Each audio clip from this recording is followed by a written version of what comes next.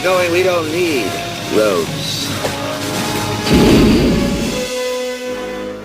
This is your host Joey Cruel, and you are listening to Relentless Flashbackin. In every episode, I will time travel to explore a year, And I'll talk about its historical events, stuff, toys, cars, TV, movies, and music. You'll find Relentless Flashbackin on Mixcloud, YouTube, Facebook, Instagram, and Twitter. With this episode, I'll talk about 2009. The zeros were an awful decade. It was a never-ending winter and a never-ending journey through hell. Yes, there was something remarkable, but for sure, 2009 shows how the last 28 years have been heinous and empty.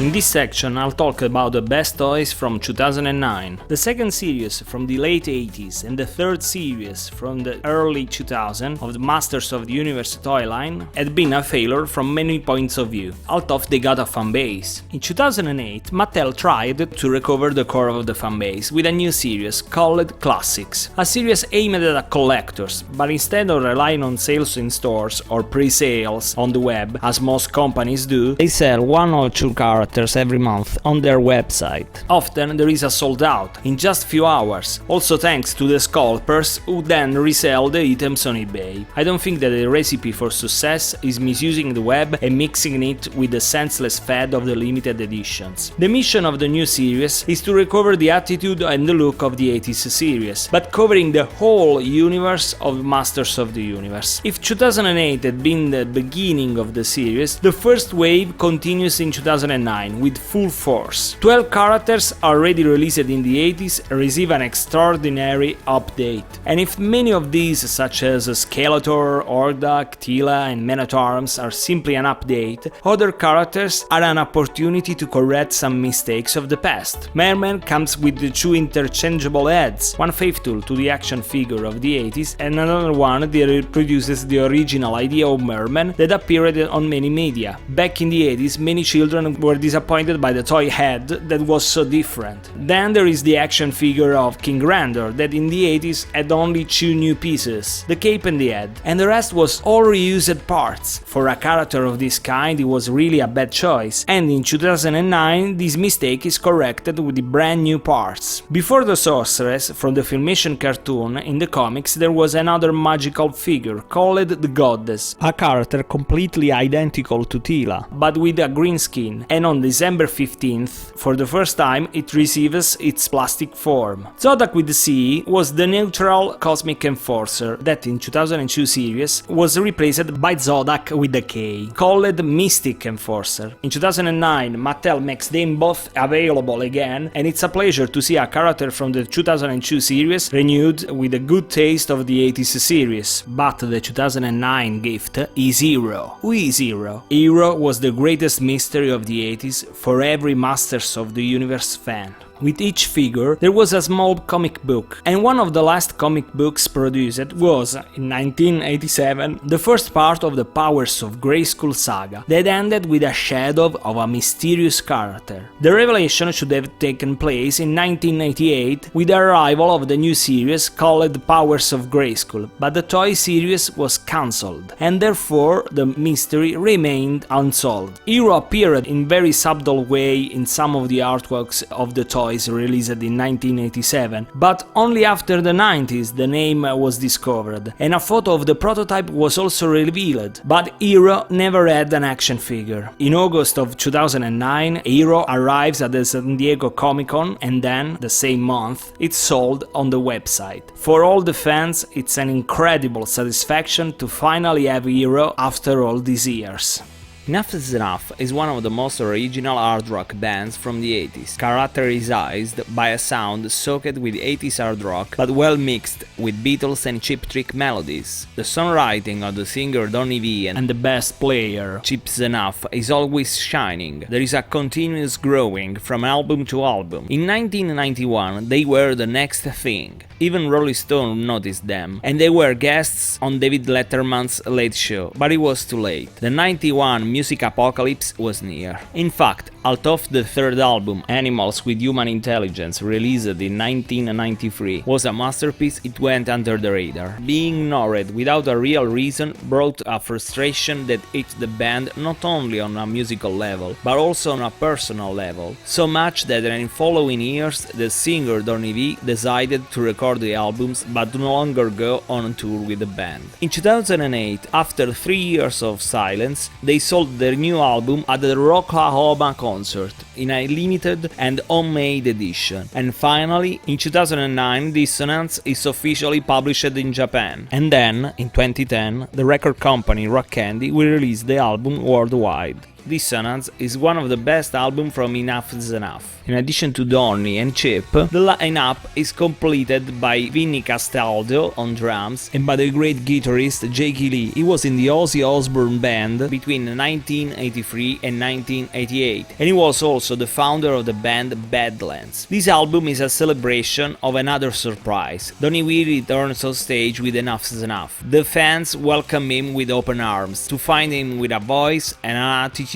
still like the good old days. But the meet and greet with Donny V reveals that not everything is alright, since you can see how the 91 music apocalypse punched him with violence. And in 2013, Donny V will say goodbye to Enough's Enough. As always, thank you Dystopian Age! To make you realize how precious are Enough's Enough, ladies and gentlemen, here is the wonderful Playground.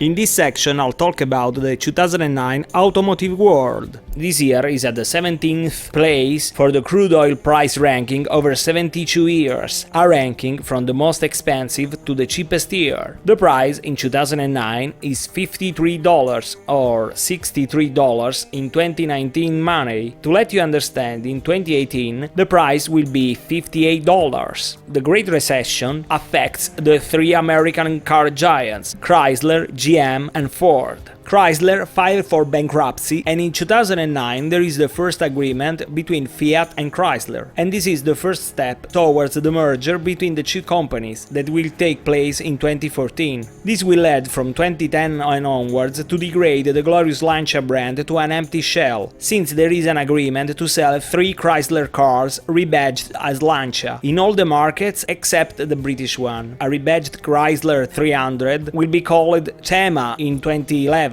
A rebadged Chrysler 200 will be called Flavia in 2012, and then the most embarrassing rebadging of all. In 2011, a Chrysler Voyager will be called just Lancia Voyager. Then, from 2014, Lancia will produce only the Y, a car that had nothing to do with Lancia, but rather with the tradition of the discontinued Auto Bianchi. GM files for bankruptcy, but then, born again from its own ashes, and from General Motors Corporation, it becomes General Motors Company. The consequences are heavy. The magnificent GM Special Vehicles collection that includes prototypes and very rare GM cars will be dissolved, and only part of the collection will be included in the GM Heritage Center Museum. The rest will be sold. We already lost Oldsmobile in 2004, and 2 other divisions of GM will suffer the same dreadful fate. Hummer and Pontiac will close in 2010. Ford already sold Aston Martin in 2007. Then, after the 2008 economical losses, it sold Jaguar and Land Rover, and in the meantime it put on sale Volvo. After a year, it sold to the Chinese motor company Geely Automobile, and it will not end here. In 2011, Ford will kill its historical brand Mercury. As always, thank you Dystopian Age! The Ital design Namir has the unmistakable Giugiaro design, the wedge shape, the long hood and the truncated tail, and the performances are amazing. Over 187 miles per hour and from 0 to 60 in 3.5 seconds, making this the fastest hybrid car in the world in 2009. But unfortunately, it's only a prototype that will never be sold. So if I have to talk about brand new cars from 2009, cars are anonymous, egg-like and domesticated, and the nothing is ruling the world. UFO are one of the historical band of the 70s English hard rock scene that was formed in 1968 by the singer Phil Mogg, the bass player Pete Way, and the drummer Andy Parker. After the first space rock albums, they finally embraced hard rock, also thanks to the guitar player Michael Schenker, who is the brother of Rudolph, the founder of Scorpions. Between 1989 and the year 2000, there were a series of disbanding and reunions, but the final reunion was definitive, and in 2009 they released The Visitor. This is their 5th album since the reunion, and it's their 19th album in their long career. The title The Visitor doesn't have a precise meaning. The band said that the listener have to choose the meaning. Let's explore the cover art. It's an engraving by William Hogarth that was part of a series of 8 pieces called A Rake's Progress. The series was made twice. It was painted in 1732 and 1733, and then it was engraved in 1734 for printing. The series tells the decline and the fall of Tom Rockwell, a son of a wealthy merchant. The picture chosen for the album is the last part, called The Madhouse, and it shows Rockwell in the infamous London mental hospital Bethlehem. Andy Parker, the drummer, suggests that the former rich man can be seen as a stranger, the visitor of the title, but if you analyze the engraving, the visitors are the 2 fashionably dressed women with the fans, a sad habit of those times. The rich people used to visit the asylums to have fun with the weirdness of the mentally deranged inmates. Moreover, A Rake's Progress inspired the 1946 movie Bedlam with the great Boris Karloff. Going back to UFO, we could expect a tired record with only the singer Phil Mogg with a bunch of soulless musicians, but it's not the case. The lineup is great. There is the drummer Andy Parker, who was the founder along with Mogg, then there is the keyboard and guitar player Paul Raymond, that was with UFO since 1976, and the only new member is the guitar player Vinnie Moore. Vinnie is with UFO since 2003 and is one of the most influential and talented guitarists of the 80s. With acrobatic solo records and a career as a member of Vicious Rumors and the Alice Cooper Band. The Visitor is a really good record, and it's near the word masterpiece. The only tracks with a lesser quality are Living Proofs, Can Buy a Thrill and Forsaken. And now here is Stranger in Town by UFO.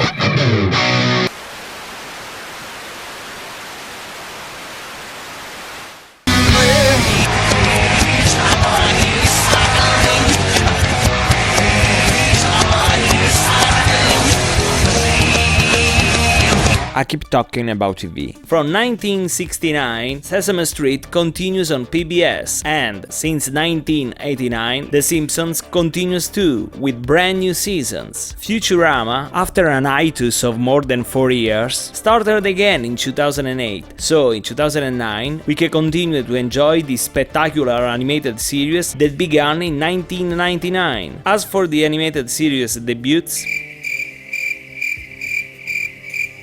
in this 2009, there is nothing exciting. The nothing dominates the world. In 2006, there was a big reunion. Black Sabbath returned with a Mob Rules lineup. Tony Iommi, Geezer Butler, Vinny Appice, and Ronnie James Dio. This 1981 lineup recorded 3 brand new songs in 2007 for the greatest hits album Black Sabbath, The Dio Years, that celebrates 3 masterpieces, Heaven and Hell, Mob Rules, and The Humanizer. Then the band changed its name in Heaven and Hell for legal reasons. And since they enjoyed so much recording those 3 songs, they decided to record a full length. In 2009, they released The Devil You Know, and even if they call themselves Heaven and Hell, this is the 19th album for Black Sabbath. And the last album was the disappointing Forbidden in 1995, 14 years wait to have finally this authentic masterpiece. Unfortunately, in May 2010, Ronnie James Dio will die of cancer, and it will be the end of this project. With this album the episode ends. There are more topics from 2009 that I have to explore, but in the next episode I'll talk about 1969. Please subscribe to the channel and follow the show on Facebook, Instagram and Twitter later. If you want to give your support, please visit Patreon. And remember that you can find a t-shirt for every year on Teespring. Relentless Flashbackin is easy to find, because the name is unique all over the web.